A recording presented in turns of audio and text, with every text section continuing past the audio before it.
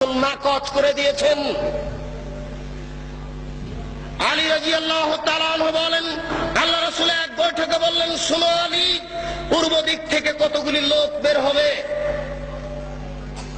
তারা এত বেশি সালাত আদায় করবে, তোমাদের সালাত তাদের কাছে কিছুই নয়।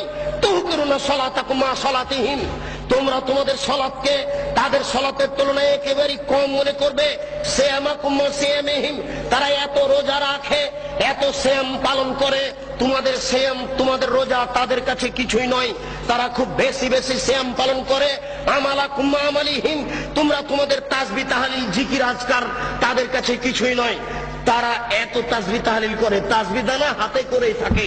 তাসবিহ দানায় তাসবিহ গুনলে নবীকে অপমান করা হবে। আঙ্গুলে তাসবিহ গণনা করতে হবে।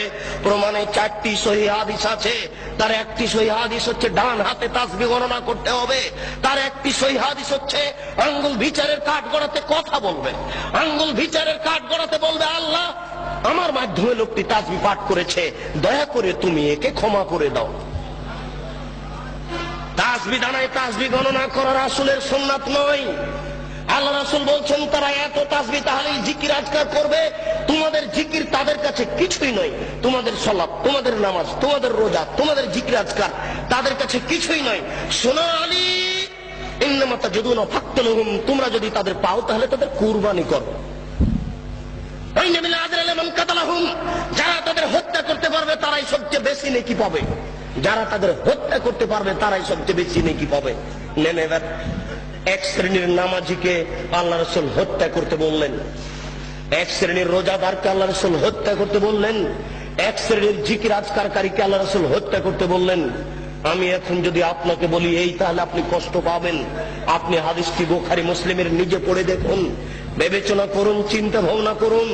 ওই যুগ আর নেই যে যুগে আপনার সামনে আমি ধুলা ছিটিয়ে চলে গেলাম চোখের সামনে। এখন বুখারী বাংলায়, মুসলিম বাংলায়, আবু দাউদ, নাসাই, তিরমিজি সব বাংলায়।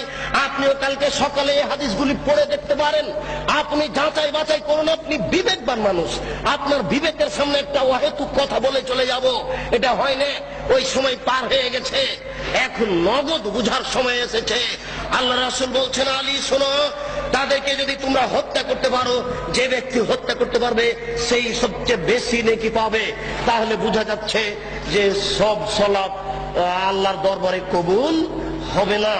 কবুল হওয়া তো দূরের কথা, ওই ব্যক্তি হচ্ছে হত্যার যোগ্য। কেন? ওইভাবে সালাত আদায় করে রাসূলকে অপমান করেছে।